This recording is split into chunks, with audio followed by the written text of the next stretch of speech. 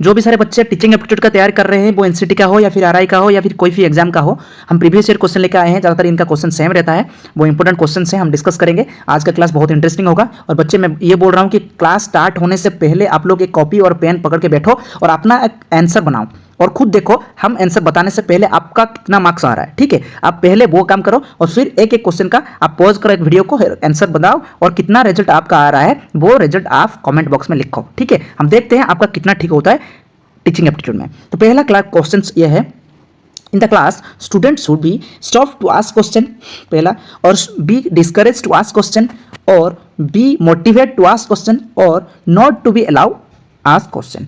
बच्चे एक बात बता रहे हैं हम आपको, आप जब टीचिंग एप्टीट्यूड का तैयार कर रहे हैं ना, तो हमेशा एक बात ध्यान रखना, इनका क्वेश्चन सॉल्व करने से पहले आपको ये सोचना पड़ेगा एज ए टीचर, आपको एक टीचर की तरह सोचना पड़ेगा। मैं बार बार बोल रहा हूँ, एज ए टीचर आपको सोचना पड़ेगा। जब आप टीचिंग एप्टीट्यूड तैयारी कर रहे हैं तो आप एक टीचर होते तो आपके जब क्लास में पढ़ाते होंगे तो एक बच्चा आपको क्वेश्चन पूछ रहा है तो आप क्या करोगे? आप क्वेश्चन पूछने मना कर दोगे? ये तो नहीं होगा। या फिर आप क्वेश्चन पूछने के लिए डिस्करेज करोगे, या फिर उसको मोटिवेट करोगे क्वेश्चन पूछने के लिए, या फिर not allowed to ask question, उसको अलाउ नहीं करोगे। आप आंसर बना लिए होगे और हमारा आंसर है 3। ठीक है, एक टीचर हमेशा एक स्टूडेंट को मोटिवेट करता है क्वेश्चन पूछने के लिए। नेक्स्ट क्वेश्चन जाएंगे हम, maximum participation of students in the teaching learning process is through. हम बच्चे एक बात बताते हैं आपको, क्लास में पढ़ाने के टाइम एक टीचर जितना पार्टिसिपेट करता है, पढ़ाता है पार्टिसिपेट करके, उस हिसाब से एक स्टूडेंट को भी पार्टिसिपेशन जरूरी रहता है। ठीक है, तो ये टीचर स्टूडेंट का पार्टिसिपेशन होता है, क्लास इंटरेस्टिंग होता है। तो आप बात बताइए कि कौन सा मेथड में आप पढ़ाने से एक टीचिंग जो इफेक्टिव होगा, या फिर एक स्टूडेंट्स एक्टिवली पार्टिसिपेट करेगा उसके पढ़ाई में, या फिर आप पढ़ाते होंगे बच्चे चिल्लाते होंगे तो वो क्लास एक इंटरेस्टिंग होगा क्या? नहीं, वो इफेक्टिव क्लास में नहीं होगा। तो कैसे मेथड में पढ़ाओगे? आप जाओगे रट्टा लगा के आते होगे, कोई भी सब्जेक्ट को आप पढ़ा दोगे, बस आप बको करके क्लास के बच्चे के सामने आ जाओगे। तो ये क्या पढ़ाई होता है? नहीं, ये होता है लेक्चर मेथड। वही लेक्चर मेथड में बात कर रहा हूँ। आप जाओगे बस बच्चे के सामने जो भी बुक लिखा है वो बोल दोगे, ये करना है, ये क्या करना है, बच्चे को लेके आ जाओगे, बस। ये क्लास नहीं होता है। नहीं, ये लेक्चर मेथड जो होता है ये कभी इंटरेस्टिंग नहीं होता है। सेमिनार मेथड या फिर डिस्कशन मेथड, इसमें बच्चे लोग ना इन्वॉल्व रहते हैं पढ़ाई में। तो मैं बोल रहा हूँ टीचिंग प्रोसेस में टीचर जितना इन्वॉल्व रहता है उतना एक स्टूडेंट को रहना चाहिए। तो इसीलिए हमारा आंसर होगा, क्या होगा? ये भी होगा, ये भी होगा, I and 3 है। ठीक है, 2। आपका आंसर क्या है लिखो। पहले आप पॉज करके आंसर लिखो खुद, फिर हम देखेंगे आपका कितना मार्क्स आ रहा है। देखो नेक्स्ट क्वेश्चन है, which of the following develops the national curriculum framework for school education. बच्चे, नेशनल करिकुलम फ्रेमवर्क कौन बनाता है? आपको पता होना चाहिए कि national council of educational research and training, NCERT। आप एक बात बताओ, जब आप केंद्रीय विद्यालय में पढ़ते हो या फिर कोई सेंट्रल में पढ़ते हो, वहां पे जो सिलेबस होता है NCERT तैयार करता है ना, ये आपको पता है? तो ये NCERT है। नेक्स्ट जाएंगे, ये होगा आंसर। ठीक है, नेक्स्ट सर्व शिक्षा अभियान। बच्चे लोग ये याद रखना है कि इसके ऊपर हम टॉपिक लाएंगे। जितना भी ये प्रोग्राम्स है ना, ये प्रोग्राम्स के ऊपर एक क्वेश्चन तो आएगा ही आएगा, कब हुआ था या फिर कौन से ऊपर हुआ था, या फिर ये सब प्रोग्राम के ऊपर एक वीडियो हम बनाएंगे बाद में। अभी देखते हैं सर्व शिक्षा अभियान जो है ना, वो प्राइमरी और उसके साथ एलिमेंटरी एजुकेशन के ऊपर फोकस करता है। ठीक है, जैसे कि हम बोलते हैं, देखो आप कुछ एक पेंसिल के ऊपर देखो ऐसे बैठते हैं दो बच्चे, और कभी कभी स्कूल में ऐसे लोगो होता है गवर्नमेंट स्कूल में, और दो बच्चे बैठते हैं और लिखा होता है सब पढ़ेंगे सब बढ़ेंगे। उड़िया में ये लिखा जाता है जैसे कि सभी पढ़ंतु सभी बढ़ंतु। तो ऐसे लिखा होता है ना, एक पेंसिल के ऊपर बैठे होंगे। ये एक सर्व शिक्षा अभियान का लोगो था, और इसका जो एम था ना, प्राइमरी और एलिमेंटरी एजुकेशन को थोड़ा डेवलप किया जाए, तो या फिर सबको इन्वॉल्व किया जाए एजुकेशन में। तो ये इसका मोटो क्या था हम बाद में पढ़ेंगे। तो सर्व शिक्षा अभियान में जो प्राइमरी तो नहीं है यहाँ पे, तो एलिमेंटरी तक इसका सीमा था। ठीक है, नेक्स्ट जाएंगे। A child is less likely to participate in the group activity due to, एक बच्चा ग्रुप एक्टिविटी में पार्टिसिपेट नहीं कर रहा है, इसका रीजन क्या है? Lack of social adjustment, lack of emotional adjustment, lack of educational adjustment. एक एजुकेशन में होते हैं तो एजुकेशन के वजह से आप एक ग्रुप में बच्चा इंक्लूड नहीं हो रहा है, ये नहीं बता सकते हम, क्योंकि एजुकेशन बिना भी बहुत सारे बच्चे ग्रुप में कुछ भी पार्टिसिपेट करते हैं, ग्रुप में करते हैं।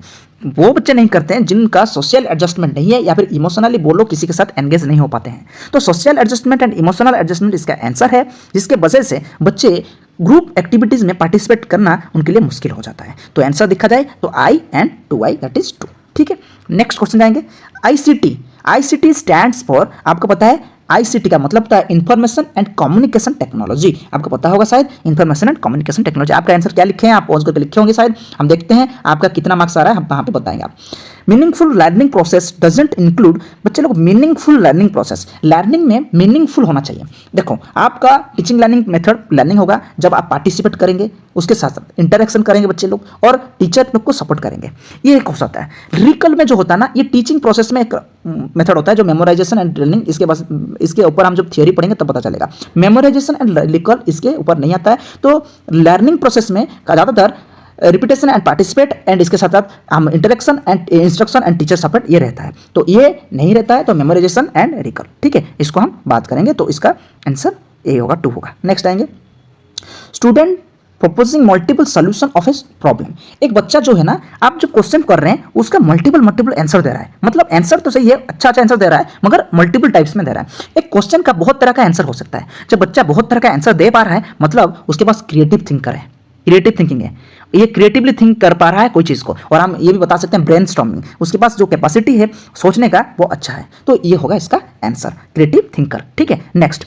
Teaching effectiveness is accessed in terms of dash. Teaching जो इफेक्टिव, एक आप सिंपल पे मैं बता रहा था कि टीचिंग इफेक्टिवनेस कैसा कब होगा। आप पढ़ा रहे हैं कोई सब्जेक्ट को तो आपका टीचिंग लर्निंग मेथड कब मतलब क्या होगा, जब टीचिंग दे रहे हैं आपके बच्चे को, तो उस टाइम आपका टीचिंग प्रोसेस जो है ना इफेक्टिव कैसे लगता है आपको। आप इसका क्वेश्चंस का सोल्यूशन देखा जाए तो लर्निंग आउटकम्स ऑफ स्टूडेंट्स, आप देखते हैं कि बच्चे का आउटकम्स कैसे देख के पता चलेगा, या फिर use of effective teaching ads, या फिर attitude of students towards the teacher, या फिर पोस्चर्स ऑफ स्टूडेंट्स। आप देखोगे तो आप जो पढ़ा रहे हैं तो उसका एक इफेक्टिव टीचिंग हो रहा है, आप कैसे पता चलेगा, तब होगा आप जितने भी पढ़ा रहे हैं ना टीचिंग एड यूज करोगे ना तो पता चलेगा बच्चे अच्छे से समझ रहे हैं। क्योंकि ना मैं बोल रहा हूँ, उस दिन बताया था आपको, आप कोई भी एक एग्जाम्पल दोगे, देखो बच्चे ये क्या है, एक समुंदर है, ऐसा करोगे, या फिर एक डायग्राम बना के लाओगे, या फिर पिक्चर ला के दिखाओगे, देखो एक समुंदर का एक पिक्चर है, ये एक हिल का पिक्चर है, ये बताओगे। तो टीचिंग एड्स जब हम यूज करते हैं तो बच्चे अच्छे से समझते हैं, मतलब आपका टीचिंग मेथड जो है ना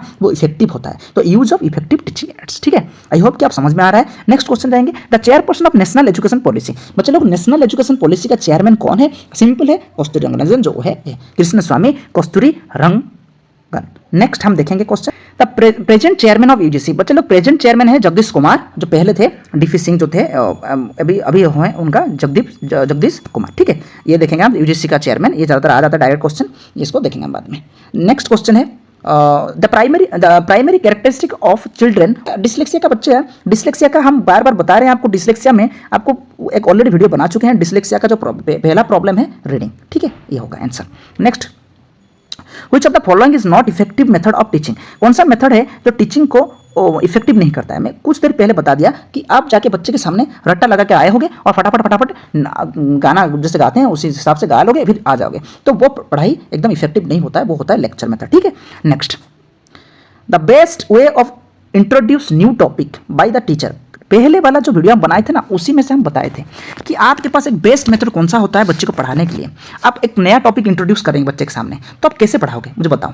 आप क्या करोगे, डायरेक्ट जाओगे, जो आपको नया टॉपिक पढ़ाना है डायरेक्ट एकदम बुक निकालोगे, बच्चे लोग आज ये पढ़ेंगे और हो जाएगा। नहीं, ऐसा नहीं पढ़ाते। एक टीचर को पहले क्या करना है, नया टॉपिक पढ़ाना है तो एक ब्रॉड कॉन्सेप्ट क्रिएट करना पड़ता है। कैसे, प्रीवियस का जो उसका जो एक्सपीरियंस है उसे पूछता है। जैसे कि मैं एग्जांपल दिया था, बच्चे लोग को पढ़ाना है मनी के ऊपर, आप क्या करोगे, आप सीधा जाओगे डायरेक्ट बच्चे को सामने पढ़ाओगे, बच्चे आज मनी पढ़ेंगे, मनी क्या होता है, ये होता है, पढ़ा दोगे, ऐसा पढ़ाएंगे। या फिर हम क्या करेंगे, गिविंग ए ब्रॉड आउटलाइन देंगे, या फिर उनको प्रीवियस ईयर जो प्रीवियस एक्सपीरियंस जो होता है उसी टॉपिक के ऊपर, प्रीवियस नॉलेज जो होता है, day to day life experience जो होता है उसी को हम पहले बताएंगे, फिर पढ़ाएंगे, कितना अच्छा लगेगा। देखो मैं बता रहा हूँ, आप बच्चे को पहले पूछोगे, बच्चे लोग आप बताओ आप जो ड्रेस पहने हो कहां से लाए हो, सर क्या बोलेंगे, उनका आंसर क्या रहेगा, वो भी देखो पार्टिसिपेट कर रहे हैं, बोलेंगे सर हम दुकान से लाए हैं, मार्केट से लाए हैं। अच्छा मार्केट से लाए हैं, मार्केट से कहां से बच्चे, सर मार्केट से हम एक दुकानदार से लाए हैं। अच्छा दुकानदार से जब लाते हो क्या बोलते हो, क्या करते हो, सर हम लोग ना जब लाते हैं तो आप उसको पैसा देते हैं और फिर उसके बाद वो ड्रेस लेके आते हैं। तो आप क्या देते हो, तो पैसा देते हैं, मतलब मनी देते हैं ना। तो आज का हमारा टॉपिक है मनी। तो मतलब क्या हुआ,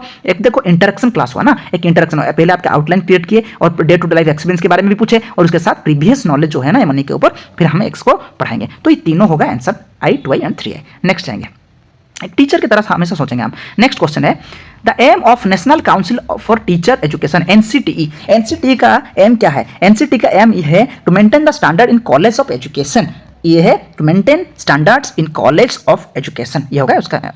ठीक है, आज के लिए इतना क्वेश्चन है। नेक्स्ट क्लास में हम और भी अच्छे क्वेश्चन लेके आएंगे, डिस्कस करेंगे। सारे जाके टेलीग्राम चैनल ज्वाइन करो, ये जो प्रीवियस ईयर क्वेश्चन मैं सेंड कर लूंगा, सारे वो क्वेश्चन लेके खुद आंसर प्रिपेयर करोगे और लिखोगे। ठीक है।